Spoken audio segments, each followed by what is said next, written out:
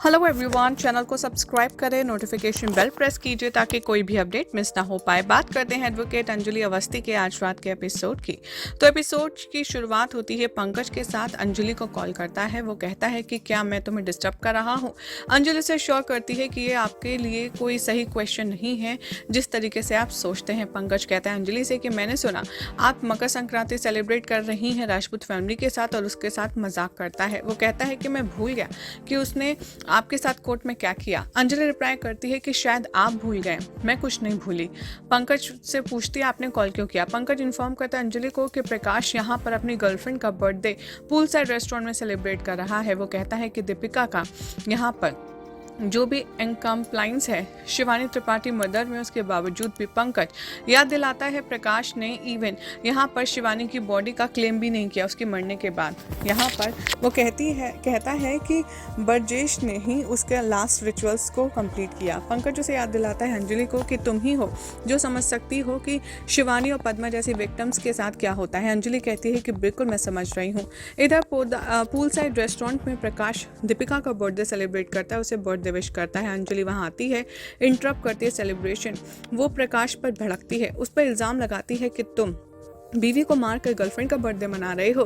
दीपिका अंजलि से कहती है तुम कौन हो। अंजलि रिस्पॉन्ड करती है और दीपिका से कहती है हो सकता है तुमने मुझे नहीं पहचाना हो, लेकिन प्रकाश जी यहाँ पर बहुत अच्छे से जानते हैं। अंजलि यहाँ पर कॉल करती है ब्रजेश को और वो भी वहाँ पर आ जाता है शिवानी की अस्थियों के साथ। अंजलि इन्फॉर्म करती है सबको कि प्रकाश ने पहले क्या किया है शिवानी की बॉडी का पोस्टमार्टम के बाद। वो रिवील करती है कि ब्रजेश ही हैं जिन्होंने शिवानी की बॉडी को लिया और उन्होंने लास्ट रिचुअल परफॉर्म करे। अंजलि प्रकाश को कॉल करती है एक मर्डरर और उस पर ओपनली इल्जाम लगाती है। प्रकाश अपने आप को सफाई में छुपाने की कोशिश करता है। वो कहता है कि तुम मुझे खूनी नहीं कह सकती जब तक मेरा गुनाह कोर्ट में प्रूव नहीं हुआ।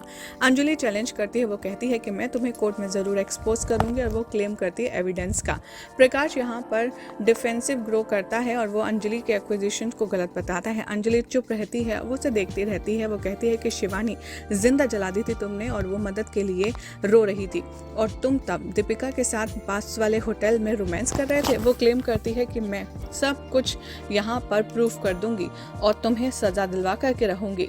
यहाँ पर देखेंगे आप कि इससे पहले अंजलि जाए ब्रजेश उसे थप्पड़ मारने वाला होता है और यहाँ पर काफ़ी ज़्यादा प्रॉब्लम क्रिएट हो जाती है। अंजलि रोकती है और कहती है कि मैं यहाँ पर कोई भी केस में गड़बड़ नहीं चाहती। प्रकाश यहाँ पर राघव से कंप्लेन करता है कि अंजलि ने उसे ह्यूमिलेट किया मेरी गर्लफ्रेंड के सामने और ब्रजेश ने मुझे थप्पड़ मारा। प्रकाश उसे धमकी देता है कि अंजलि अगर कोर्ट आई तो तुम्हें उसका परिणाम भुगतना होगा। राघव कहता है कि डोंट वरी, अंजलि कोर्ट नहीं आएगी। अंजलि घर आती है जहाँ पर गणेश उससे क्वेश्चन करता है तू कहाँ गई थी। वो नोटिस करता है कि वो राजपूत हाउस में नहीं थी और वो कहता है तुम्हारी बहू होने की भी अपनी एक ड्यूटीज़ हैं जिसको तुम अवॉइड कर रही हो अंजलि, और ये ठीक बात नहीं है। वो यहाँ पर बहुत ज़्यादा उसे डांटता है और समझाने की कोशिश करता है कि ठीक नहीं है। वो एक्सप्लेन करती है कि कैसे प्रकाश अपनी गर्लफ्रेंड के साथ सेलिब्रेट कर रहा था अपनी बीवी को मारने के बाद। तभी यहाँ पर वो कहती है कि मुझे कोर्ट में जस्टिस चाहिए अंजलि के लिए। इधर सपना ये डिक्लेयर कर देती है कि अंजलि कोर्ट नहीं जाएगी। अंजलि इंसिस्ट करती है कि वो जाएगी।